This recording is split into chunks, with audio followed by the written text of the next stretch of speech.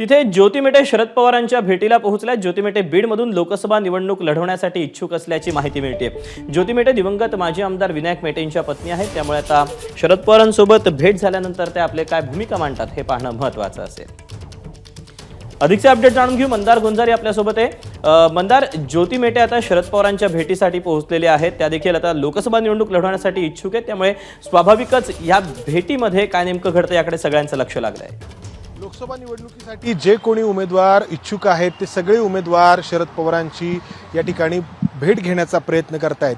बीड लोकसभा मतदारसंघातील जे इच्छुक आहेत त्या ज्योती मेटेंनी काही वेळापूर्वी शरद पवारांची भेट घेतलेली आहे। त्याचबरोबर सातारचे जे विद्यमान खासदार आहेत श्रीनिवास पाटील ते देखील शरद पवारांच्या भेटीला या ठिकाणी पोहोचलेले आहेत।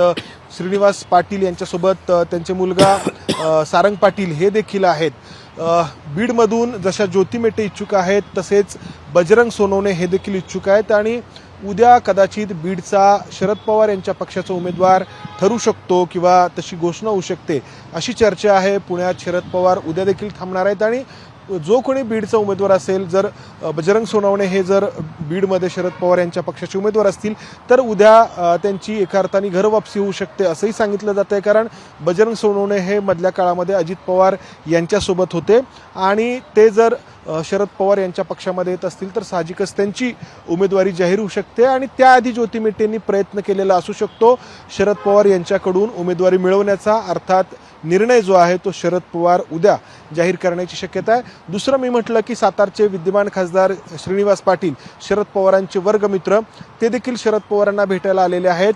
खरं तर श्रीनिवास पाटील हे त्यांचा मुलगा सारंग पाटील यांना सातारची उमेदवारी यावेळी मिळावी यासाठी आग्रही आहेत, मात्र शरद पवार याला तयार आहेत का हा प्रश्न आहे। कारण शरद पवारांचा बऱ्याच वेळा प्रयत्न असतो की जे ज्येष्ठ नेते आहेत त्यांनी स्वतः लढलं पाहिजे आणि त्यामुळं जी सातारची जी जागा आहे लोकसभेची ती पुन्हा एकदा श्रीनिवास पाटील यांना लढवावी लागते की काय, की त्यांच्या मुलाच्या आग्रहासाठी शरद पवार तयार होतात हे देखील कळेल। इतर अनेक नेते थोड्या वेळामध्ये शरद पवारांना भेटण्यासाठी हळूहळू त्यांच्या या पुण्यातील कार्यालयामध्ये दाखल होणार आहेत।